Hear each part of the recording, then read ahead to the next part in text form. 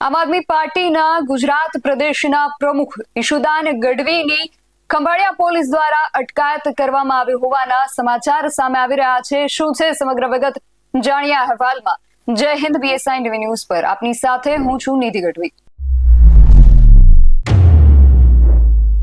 આમ આદમી પાર્ટી દ્વારા છેલ્લા કેટલાય દિવસોથી ભારતીય જનતા પાર્ટી અને પોલીસ ઉપર આકરા પ્રહારો કરવામાં આવી રહ્યા હતા।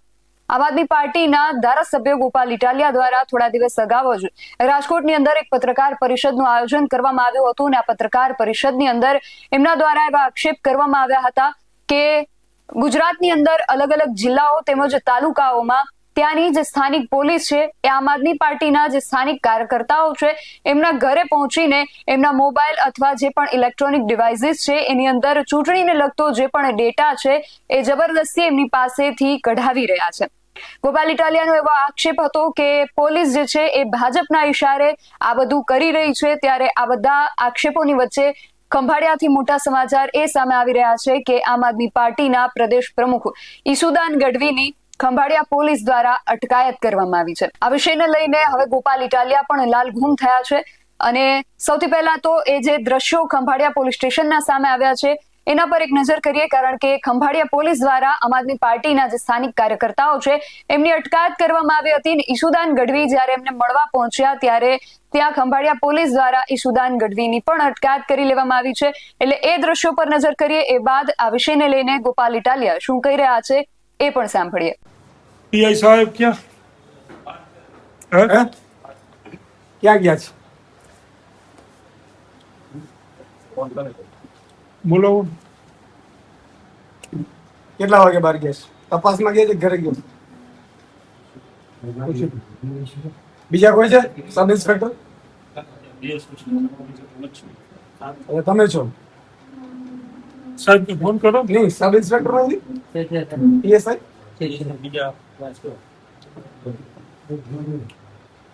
ઉપર ચાર્જમાં છે।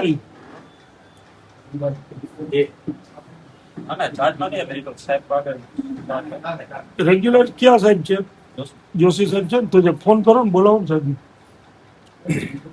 મોદી રાજથી એમએલથી રાજ્ય મારી યુનિવર્સિટી ફરિયાદ થઈ છે। કાલે 112 નો ફોન કર્યો કે રાજ્યમાં કઈ ક્યાંય સવાલ નહીં એમએલથી નહીં, પણ આવી રીતે ખંભાળિયા દ્વારકા જિલ્લામાં જો આપણા જિલ્લામાં જો આવી રીતે પોલીસનો દુરુપયોગ થાય તો આ ધંધો ચલાવાય નહીં લેવામાં।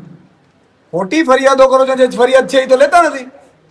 પીઆઈ શ્રી હોય તો પેલા પીએસઆઈ શ્રી હોય તો બોલાવો ભાઈ, ત્યાં સુધી બોલાવો, ત્યાં સુધી પીઆઈ વાત કરે ત્યાં સુધી આપણે બીજા ઘણા કામ છે। માત્ર ભાજપ પડા કેમ આપણે કરવાનું થતું નથી। બે ખુરશી લઈ લ્યો તો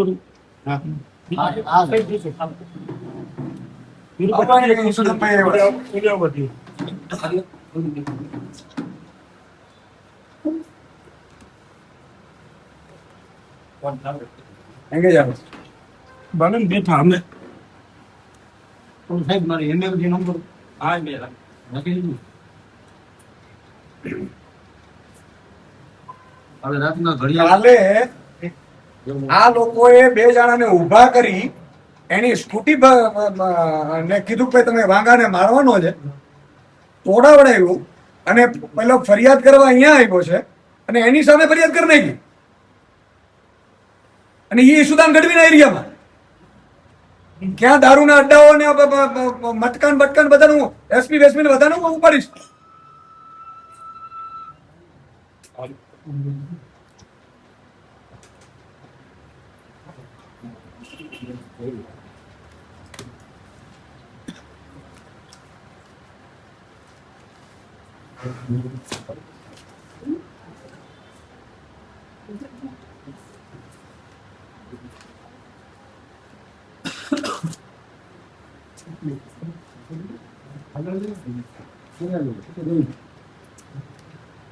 વકીલ સાહેબ જો ને એન્ટ્રી કઈ ને કઈ દીધી દીપકની અટક બતાવે છે। આમાં બનાવ કેટલા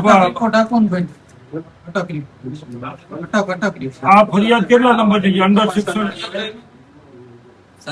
અરેસ્ટ મેમો ભર્યો છે, એફઆઈઆર નંબર બીજું કયું છે આપણા સ્ટાફમાં? સાંજે કોણ હતું? કાલે હાલ કમ્પ્લેન રામસિંહ ચાવડે સંજય સાહેબ તો કહેતા સંજય સાહેબ લખવા યાર અમે તમારું આટલું રાખતા હોઈએ, તમને અમે બચાવતા, અમે કોઈને રોટલો ભરાવા માંગતા નથી. અને આવી રીતે હાથા બનશો તો રોટલો અપડો વાર નહીં લાગે. તમારા દીકરા દીકરીઓ પછી અમારી પાસે આવશે કે સાહેબ હવે અમે પાછી કેટલી લો ફરિયાદ. આમાં જોતા કેટલા વાગે આ ફરિયાદ નોંધી છે, કેટલા વાગે તમે સબ ઇન્સ્પેક્ટરને બોલાવી લો ભાઈ, ક્યાં છે કે નથી સબ ઇન્સ્પેક્ટર? બોલાવવાનું પીએસઆઈ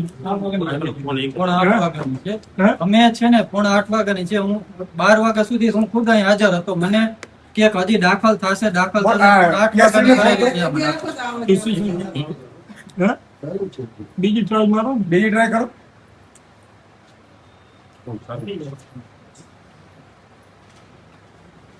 એમ કે ઈશુદાનભાઈ ચા પીવા આવ્યા છે નહીં, તમારા મહેમાન બની. લોકશાહી દેશમાં છે કે હિટલરશાહી છે કઈ ખબર નથી બોલ. નહીં કરવાનું હોય, 2-5% રાખવાનું હોય, પણ એટલી રીતે ના રાખવાનું કે ધૂળધાણી બધાની થઈ જાય, બધાની નોકરીઓ જોખમમાં મુકાઈ જશે. કોર્ટ અદાલતમાં શું કહેશો તમે? તમને ખબર છે મારી પાસે કેટલા પુરાવા છે આના? તમારી એકેની નોકરી નહીં રહે આમાં. તમે દુખી થાઓ અને એસપી પોતે એસપી ની સામે આમાં કાર્યવાહી થશે. એસપી શ્રીને મેં કાલે ફોન કરેલો હતો. અને માત્ર અહીંયા નથી બન્યું, ગુજરાત સૌરાષ્ટ્રના 6 જગ્યા ઉપર બન્યું છે સેમ મોડસ ઓપરેન્ડી. અત્યારે હું 1 વાગે પ્રેસ કોન્ફરન્સ કરીને બધા ખુલાસા કરવાનો છું, પણ તમે હું કામ આમ બધા માટીમાં આવી જાવ છો? બાકીના પોલીસનું તો બોડી લઈશ. તમે યાર, તમે બધા સારા વ્યક્તિઓ છો, આપણા પરિવારના સભ્યો છો, અને આવી રીતે તમે આવી રીતે કોકના ભરોસે કરશો તો હેરાન થઈ જશો બધા.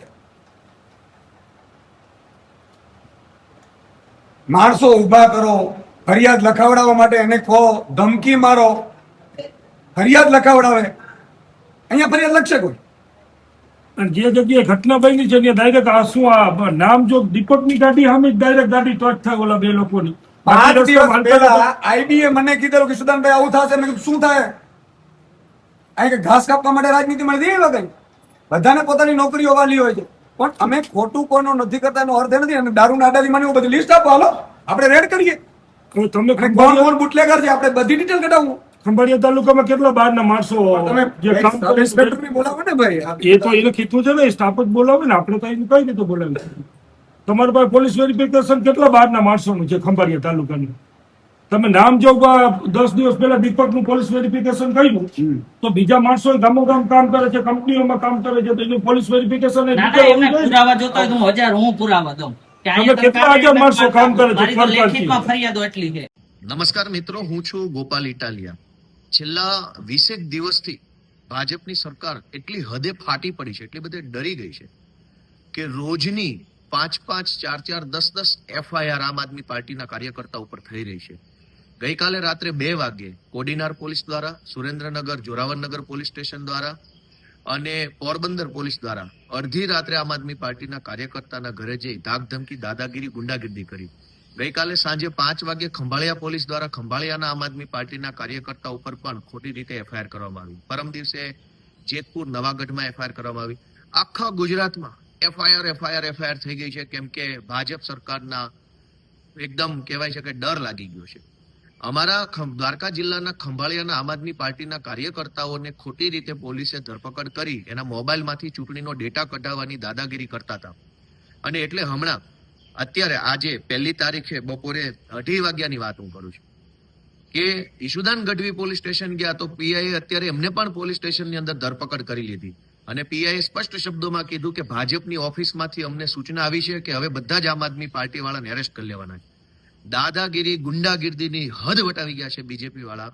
ઈશુદાન ગઢવીને અત્યારે દેવભૂમિ દ્વારકા જિલ્લાના ખંભાળિયા પોલીસ સ્ટેશનના અધિકારીઓએ એરેસ્ટ કરી લીધા છે અને બેસાડી દીધા છે અને દાદાગીરી કરે છે પોલીસ કે અમને ઉપરથી ભાજપમાંથી સ્પષ્ટ આદેશ છે કે આખી ચૂંટણીની અંદર ભાજપ આમ આદમી પાર્ટીના બધા લોકોને એરેસ્ટ કરવાના છે. આ દાદાગીરીની સામે અમારી લડાઈ છે. હું ગુજરાતની જનતાને જાગૃત કરવાની વિનંતી કરું છું કે ચૂંટણી આવી રહી છે, હવે આ ગુંડાઓ, લફંગાઓ, અંગ્રેજોની ઓલાદોને રજા આપવાનો સમય આવી ગયો છે. અને ઈશુદાનભાઈ ગઢવીને ખંભાળિયા પોલીસે અત્યારે એરેસ્ટ કર્યા છે. જે કોઈ પણ મિત્રો ત્યાં પહોંચી શકે એમ હોય તે પહોંચે. જય જય ગરવી ગુજરાત. તો તમારું આ સમગ્ર વિષયને લઈને શું માનવું છે અમને કમેન્ટ કરીને ચોક્કસથી જણાવજો. ગોપાલ ઇટાલિયા દ્વારા જે પણ આક્ષેપ કરવામાં આવી રહ્યા છે એ આક્ષેપ અંગે તમારો જે મત છે એ કમેન્ટ બોક્સમાં ચોક્કસથી જણાવજો. આવા જ વધુ અહેવાલો સાથે મળતા રહીશું. તમે અમારી યુટ્યુબ ચેનલને સબસ્ક્રાઇબ કરવાનું અને અમને ફેસબુક અને ઇન્સ્ટાગ્રામ પર ફોલો કરવાનું ભૂલશો નહીં. બાકી અવનવી અપડેટ્સ માટે આપ જોતા રહો BSI TV ન્યૂઝ. નમસ્કાર.